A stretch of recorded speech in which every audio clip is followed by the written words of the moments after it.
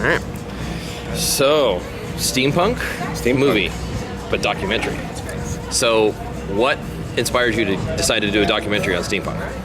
So, in 2011, right at the beginning of this project, I did not know what steampunk was. I'm a sci-fi nerd to some degree. I'm definitely a nerd, right. More of a horror nerd than sci-fi. So when I found it sort of accidentally. A friend of mine was writing a book about steampunk, and he asked me to come videotape some research, much like what we're doing right now. He wanted to interview a bunch of steampunks, and he needed somebody there to capture that so he could reference it. Called me up on a Thursday. This thing was happening on a Sunday. So I didn't know. I think I spent 3 seconds Googling it, and the Google definition pissed me off because I did not understand what that was. Right. It confused me.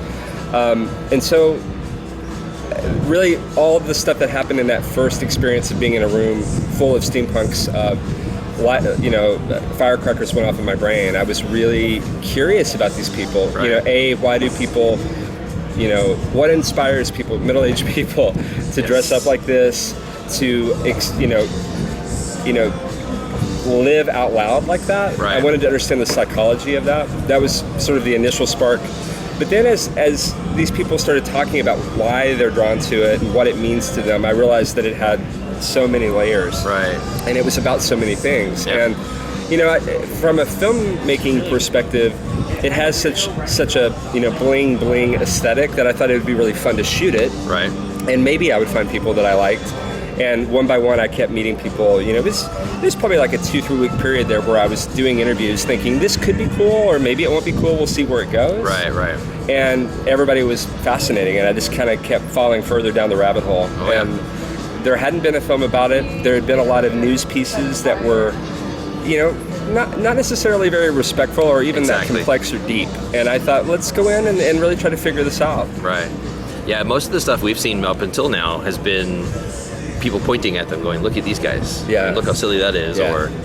Or even maybe look how pretty that is, but still no depth of why it's being done. And that's too easy, right? Yeah. I mean, that's why anybody tries to get attention. Yep. But there's more to it than that. Yeah, you're right. Yeah. Attention would be a bad costume. Exactly.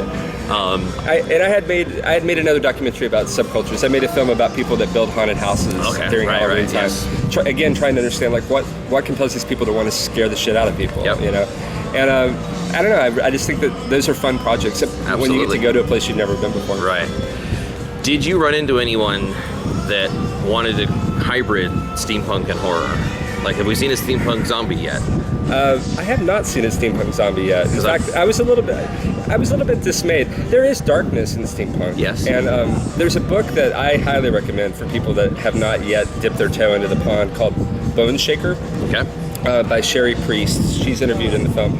And that book does have a form of zombie in it, and the stakes are high, and it's quite spooky. Right. I haven't seen a lot of that in the costuming aspects of it, or in the maker scene. But there is a darkness to absolutely to it, for sure. Yeah, because we've noticed that there's a crossover between fans of horror and fans of steampunk, but the steampunk people that I know don't like horror. Well, yes. And it seems to be almost an abhorrent fear and hatred of horror. Yeah, and it was not weird, just I don't like them. Because I wanted to play my geek card when I got in there, which is horror, and I'm pretty learned about that. Right.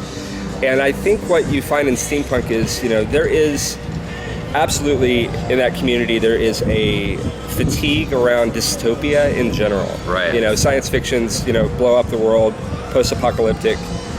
Stories are really beginning to wear on these people, and so it's almost like a reverse of that. It's going back to a hopeful time. It's going back to a time of optimism where we can do anything. Right. And the horror card did not get me very far at all. I kind of put that back in my pocket for another project. Absolutely. Yeah. I was always impressed at first that these people honestly believed they were in the 1880s. Yeah. And were reacting to just the subtlest of anything was shocking. Yeah. Until I realized that no, it's just those. If you find that type of thing shocking, you do find steampunk interesting. Yeah. And like diehard horror fans talk to me and they're like, what the hell is steampunk? Why would I? That's ridiculous. Yeah. And it's almost, it reminds me when I was a kid, the punks versus the metalheads. Yeah. And it was like, they're both aggressive music. They're almost the same. tweak the song a little bit, and you've got either But they one. hate each other. And they What's were that enemies. about? And I'm Yeah. like, what's So there's more shared DNA than not. Absolutely. But they don't see it that way. Right, yeah. Jack the Ripper would be maybe the common ground. Jack the Ripper. There should be more Jack the Ripper riffing in steampunk than I've seen, frankly. Absolutely, yes. So what's next? It's a really good question. There's so many things that I want to make. I'm obsessed with a book called Men, Women, and Chainsaws. Ah, yes. Have you read this book? I've seen it. I've yeah. been trying to talk to Sean about this. I'd love to make the film version of that book. That would be awesome. Because I grew up as somebody who went to school and took gender classes and that kind of thing. Right. I've been trying to defend horror films against my feminist friends for so long. Absolutely. And then came this brilliant book that the slam dunks defends it. And I've always wondered, as a little gay, I'm a gay guy. As a little gay boy, I've always gravitated to those sorts of films. Right. And what's the connection? And Yeah. the idea that you get to be the girl. Right. And I don't think a lot of dudes realize that that's what's happening to them when they're watching these films. But Absolutely. I'd love to recreate that book and just find Yeah. all of those classic clips from those movies. And, That's awesome.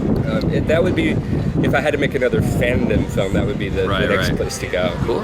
Yeah. So we're gonna do any non-fiction type things? Yeah, I've written a couple of feature films, again, in the horror direction. Of course. I have a script called Scream Queen that Okay. I would very much like to make if I could raise $1 million. So if you could give me that, that would be great. I'll look into that. Yeah, I'd appreciate that. That'd be great. No, it's making a living and making these films is kind of a balance, So I tend to make one every 5 years or so. So we'll see what the next one is. I hear you. Yeah, absolutely. Yeah. Are you in a band? I am not, Yeah. but I do a lot of work promoting with bands, and Do you know Witch Mountain? I know the name. Yeah, they're a Portland-based metal band that the drummer is one of my very best friends. Oh, okay. They're kind of doing really well for themselves right now. Nice. Cool. That sounds good. Yeah. Yeah, that's a scene that's not surviving here very well. Metal Music in general. Just Yeah. we have a north-south problem because the city's so big. So everything that happens in the north, people that live up there go to clubs there. They won't drive 25 minutes to come There's a downtown. lot of seminal punk bands that came out of San Diego, right? Yeah. The Minutemen? Yep. Yep. But it's not currently happening. Not There's a happening lot of now. bands, but everyone, people have, for some reason, have no problem driving 2 hours to LA to see a show, but they won't drive 20 minutes to come downtown. And we're battling that all the time. And the big boy bands realize it, so they hit LA and then they skip San Diego because there's just, you can't get everyone together in one spot. I never thought of the LA thing being sort of sucking the energy and the air out of the region. Yeah, it does musically. Yeah. But it's here. It's just not as big as it should be. But I think we'll get there eventually. It's just it doesn't even matter. It's not just music. Like the breweries. You have a brewery, 20 minutes away from your house, and you won't go there. It's too far to drive. And I see the same mentality in Las Vegas. Anything that's more than a 5-minute drive is too far to go to, because there's just so much to do within your own little neighborhood. You're passing 5 other things similar to it to get to where you're going, on the beer and restaurants and everything else. So And with the brewery stuff, do you actually get your hands dirty? Do you make the beer? Is that? I do. Yeah. Yeah. So you're a steampunk in a way. I am. You're doing some, artisanal Yeah. craft project there. Absolutely, yeah. I'm surprised there isn't a steampunk, beer project. I guess they weren't drinking a lot of beer. Yeah, sure they were. Absolutely, right? they were. Yeah. And that would be interesting.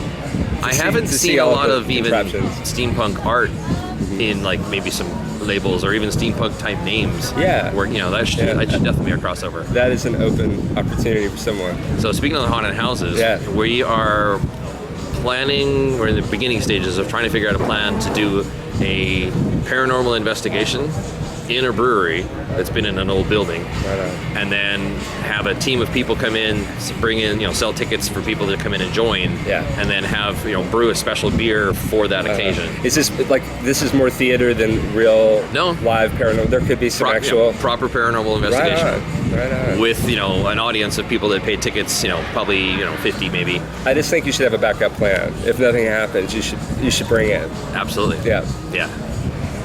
Bring out the ghost. Yeah. Do you guys have any? So when you were younger, did you ever work in a haunted house? The kind I did. sell tickets. That kind of. In fact, there's one right across the street called the Haunted Hotel. Yeah. And it's open right now. Is it year round? Only during Comic-Con and then Halloween. Oh shit! I But have to go there it today. is open right now. Okay, cool. Yeah, I saw that. There's also We have to take Fearless Brian and there. FX show that's like right here. Has Yep. some pop-up one. Yeah, that'll probably suck. Yeah. Our LA reporter is actually working that house right now. Yeah. Or I don't know if it's open now. It might be until tonight, but Yeah. whenever it's open. So, I hope they crank it up for Comic-Con because They do. those kids can take it. yeah, Yeah, they do. yeah. Yeah, it's this one's probably the best in town for what it does. They spend time on their makeup. Mm-hmm. They spend time on the sets. The lighting is done to add your brains. I'm going to morph these things into one. They take that into account to make the scene bigger or scarier or darker or whatever. Do they tend to be thematically linked? Yep, Yeah. yep. And the timing's correct, so they give you a moment to recover before the next one. Timing is everything. Yeah. Sometimes they'll stutter you a little, so you'll a little startle, and then right before you think you were scared, now you are. Mm-hmm. So yeah, their timing's perfect. I'll send you a link to the haunted house film. It never really got a proper release. I didn't really know what I was doing when I made it, but it's super fun. We show it every other year in Portland, and somebody last time we showed it was like, you realize you've made Heavy Metal Parking Lot only it's the haunted house film, and I'm like, that's the biggest compliment Absolutely, anybody's ever yeah. given me. That's It's a fun. perfect review. Those people are some of my favorite people I've ever met. Absolutely, yeah. So if you had to pick another subculture, Yeah. and you had the funding and time, To blah, blah, blah, investigate? what would we do? Oddly enough, along in the moment of making this film, I went to a lot of sci-fi conventions where there's one up in Seattle called NorwestCon, and in addition to being like this really heavy-hitting science fiction convention where they give out, I think the World Fantasy Award. There's some big award that they give out every year. One whole half of the hotel is like a swingers event. Oh, it's wow. like the polyamory wing of this.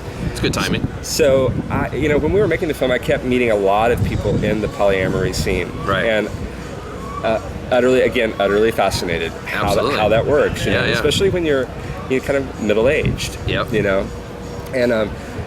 And It's the best time for it, in my opinion. it's when you're emotionally ready for it. I don't know. Yeah. But Stable enough. I had it sort of in jest at that time, like a couple conversations with people about would you tell me all the stuff you're telling me over beers on camera? And they're like, yes, there should be that film. And I still haven't seen that film. Right, yeah, that's true. So that's an interesting community that I wouldn't mind. That's true. Investigating. And that's interesting from 2 points, because society doesn't want to know that exists, even though they do. So there's that angle. And then there's definitely going to be people in that world that don't want people looking at them. Sure. And leave them subculture. It would be a tricky film in that way. I mean, you probably would have to do some artful behind-the-screen silhouette stuff, but even that could be pretty fun. Sure. Yeah. Yeah, and and in general, anything in the horror world. Although I don't know much in that space that hasn't already been sort of covered to death. But Yeah. there's got to be another movie about horror movies angle. You There should give should that be. to me right now. I will think of one. Maybe not right now. Yeah, But I will think of one. maybe later on. Yeah, I don't that'd be know, a good though. idea. It'd be good to find. I wouldn't mind doing a film that was like sort of just a story. Right. I love some culture films, but like the movie Anvil is a perfect example. That's like Yes. a subculture, but then you have this great human Right. drama going on in it that you couldn't write. It's so good. Right. And that helps bring people that aren't familiar with the subject into the story. So, yeah. So That's sort true. of putting my antenna up for something that could happen in fandom, but that actually had a beginning, middle, and an end. And Right. Well, be if you do the polyamorous part correctly, that would turn into a reality show on cable for sure. for sure. Then it would be bastardized. Right? No, it's cool. I don't know, Sean, would you want to work on a polyamory movie? Yeah, Or I would find that fascinating. At the end of the day, would it really just kind of gross you out, though? Oh, I'm sure there'd be elements of that where I would get a little distaste You'd have to for go it. outside and get some air. I think a healthy distaste is not necessarily not necessarily bad. a And I'm bad sure there's thing. other things I'd be into about it too. It's good for the brain. It's good for the brain. It probably would be on a case-by-case basis. Exactly, depending on the person. What's the scene? That's funny. Absolutely. Well, that's what I needed to ask. I'm Thank you. definitely Thank you willing very to much. sit around and chit chat longer, but Yeah.